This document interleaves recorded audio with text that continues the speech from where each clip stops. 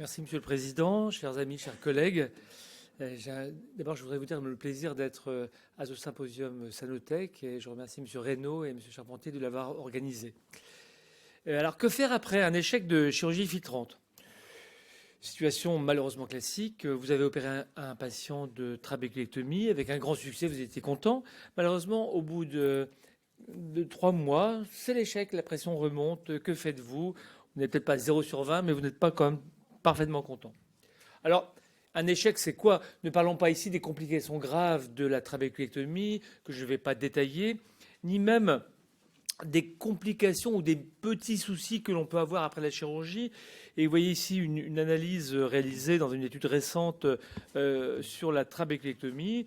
Et on voit que les suites opératoires ne sont pas aussi simples que cela pour obtenir la pression intraculaire souhaitée, avec des décollements choroïdiens, des hypotonies, des déchirures du volet, des phénomènes de Seidel et la nécessité de reprendre la bulle de filtration, de tamponner l'œil afin qu'il ne soit pas trop mou. Donc vous voyez que la situation n'est pas aussi simple que cela après une trabéculectomie, même bien conduite, même si vous êtes excellent chirurgien.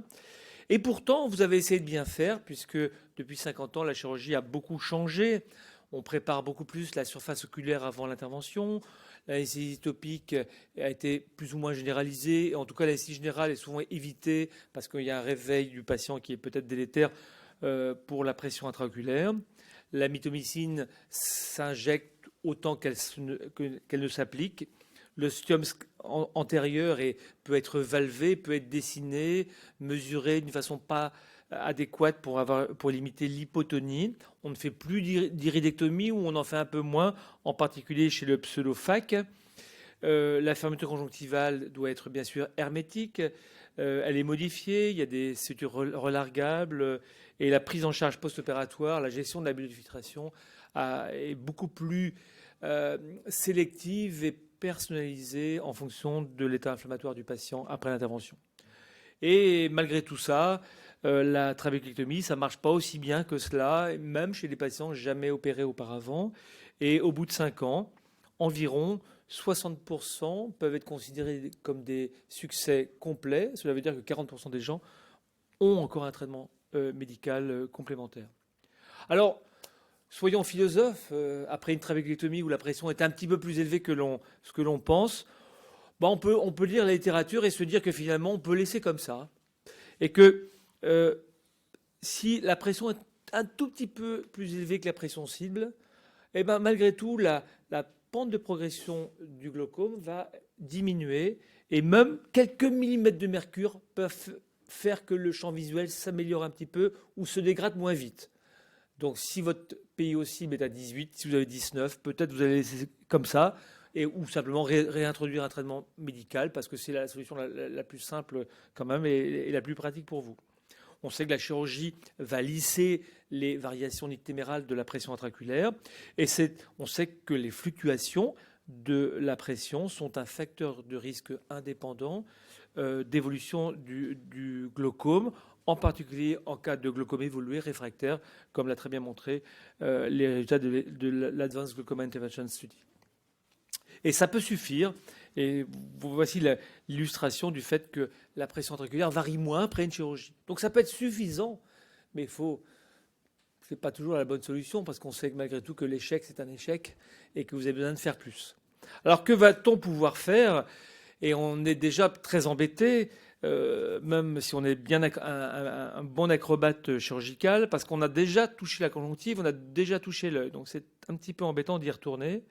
J'ai repris un algorithme que j'aime beaucoup et qui a été fait par le professeur Aptel et qu'on pourrait discuter, qui date un peu malgré tout, même si vous êtes très jeune, Florent, parce que une chirurgie filtrante peut être réalisée une fois qu'on a réglé tous les problèmes réellement curables rapidement. On peut refaire une trabéculectomie, oui, c'est possible. Alors, c'est vrai que une trabéculectomie n'est pas possible parce que la conjonctive est trop modifiée et que le patient ne veut pas subir le même type d'intervention. On avait plutôt différentes possibilités. On disait souvent l'acuité visuelle est bonne, on va mettre un tube. L'acuité visuelle n'est pas bonne, on va faire une cyclodestruction. Le patient ne voit plus rien, eh ben, on va lui demander s'il a mal. S'il n'a pas mal, on ne fait rien. Avoir 35 de tension, ce n'est pas très gênant si le patient ne sent rien et n'a pas de bénéfice visuel à être opéré. Et entre les deux, on peut faire des injections de largactyle en rétrobulbaire ou plutôt d'alcool, parce que le largactyle, ça marche relativement moyen. Alors, on peut malgré tout essayer de reprendre la bulle de filtration et un needling ou des needling peuvent améliorer la pression intraoculaire. Les techniques varient, mais globalement, chez les chirurgiens acharnés, ça marche, en particulier si vous utilisez en plus des antimétabolites 5-FU ou mitomycine.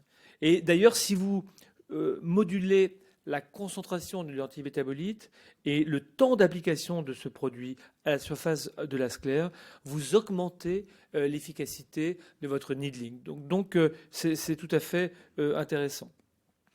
Refaire une nouvelle trabéculotomie sur le même site, oui. Et voici une étude qui vous compare les résultats d'une chirurgie initiale chez les mêmes patients. Et ces mêmes patients ont subi une seconde trabéculotomie par érosion pressionnelle.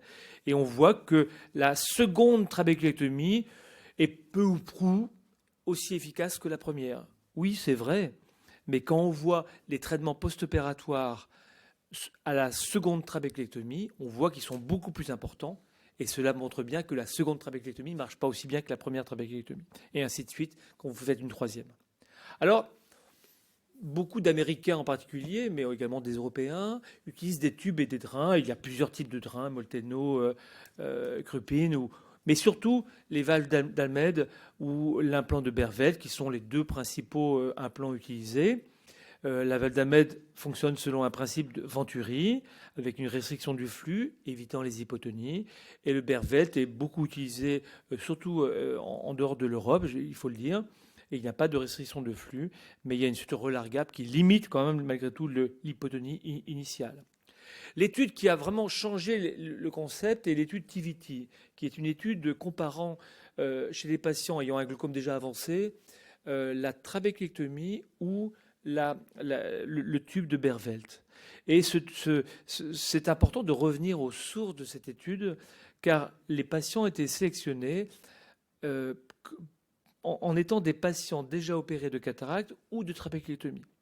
Dans cette étude, il n'y avait pas de glaucome réfractaire. Le résultat était un petit peu surprenant, car il a montré que dans l'étude TVT, les patients opérés avec un tube, un plan de Bervelt, évoluaient mieux que ceux opérés d'une trabéculectomie. Cependant, quand on lit bien les résultats, on voit que le taux de succès absolu sans traitement est meilleur avec une trabéculectomie, en particulier à 1 an. Ça veut dire que le tube marche, mais si vous voulez sevrer le patient totalement de ce traitement par collyre, la trabéculectomie est plus efficace. En termes d'acuité visuelle, les tubes se projetaient tout à fait bien versus trabéculectomie. Mais quand on regarde un petit peu les causes d'échec de la chirurgie, eh ben on voit que la trabéculectomie fonctionne pas trop mal, avec une insuffisance de réduction de pression intraoculaire dans le groupe tube de 54% contre 40% en cas de trabéculectomie. Et quand on regarde les taux de succès, on voit que la trabéculectomie se comporte pas si mal que ça vis-à-vis du tube. Donc les tubes ne sont pas obligatoirement la bonne solution. Et on voit ici que le taux d'échec, même avec mitomycine, avant l'intervention, font que les trabéculectomies nouvelles se comportent bien. Et puis les tubes, c'est beaucoup de complications. Décompensation cornéenne dans la TVT, c'est 12%. Hier, il y avait un travail qui montrait 16%. Donc c'est vraiment, c'est tout à fait notable. Et il y a des risques de désunion, de déplacement du tube avec le risque conséquent. Alors, autre technique de cyclodestruction. On va réduire la production de muqueuse aqueuse, mais comment va-t-on le faire? Avec le chaud, avec le froid. Donc, soit le froid, c'est la cryoapplication, soit le chaud, c'est le laser, ou laser diode ou endolaser, ou éventuellement avec les ultrasons. Je ne vais pas détailler aujourd'hui les différentes techniques, mais je vous dirais que les choses évoluent, parce que en 2001, on disait on fait une cyclodestruction lorsque on est dans des situations impossibles de glaucome réfractaire, de patients qui ne voient pas, de pression très élevée, avec une minimal useful vision. Donc des gens qui ne voient plus. Et on disait, la cyclodestruction, c'est vraiment à la fin. D'une part, c'est pas très bien parce qu'on va étudier l'effet d'une thérapeutique dans des mauvaises conditions anatomiques. Et d'autre part, ça veut dire qu'on fait vraiment ça à la fin, c'est ridicule. Et pourtant, le rapport de l'American Academy disait quand même que quand la trabéculectomie ou les tubes ne fonctionnent pas, ou n'ont pas de chance de fonctionner, eh ben la cyclodestruction, c'est une bonne attitude. Alors, ce que l'on peut regretter, c'est l'efflorescence d'études mal faites dans le passé sur les techniques de cyclodestruction. Quand je dis mal faites, je suis un peu sévère, mais plutôt faites avec des critères, comme disait le professeur Hazard tout à l'heure, avec des critères très variables. Et donc, en fait, les populations sont inhomogènes, les modes de traitement sont inhomogènes ou différents, et donc les résultats, par essence, vont être très différents. Donc, c'est vrai qu'on a besoin d'avoir des études très contrôlées, et vous en avez eu connaissance aujourd'hui, pour se faire une idée. Alors, aujourd'hui, nous parlons du cyclo G6. Moi, j'ai également une expérience très positive de ce mode d'affaiblissement du corps ciliaire. Et il est vrai que les indications de ce type de traitement s'étendent à fur et à mesure de l'expérience vers des cas moins avancés.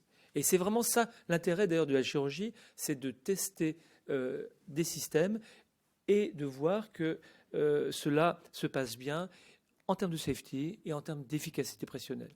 Et je ne reviendrai pas sur les éléments techniques qui expliquent que le temps de relaxation thermique du G6 permet un échauffement, un refroidissement beaucoup plus rapide, une élévation thermique moins importante des tissus environnants, expliquant une meilleure efficacité. Et le choix du temps d'application, de la durée d'application est vraiment très importante afin de se situer à l'équilibre entre une efficacité et une tolérance optimale. Cette étude d'Aquino publiée en 2015, qui est tout à fait intéressante et qui montre que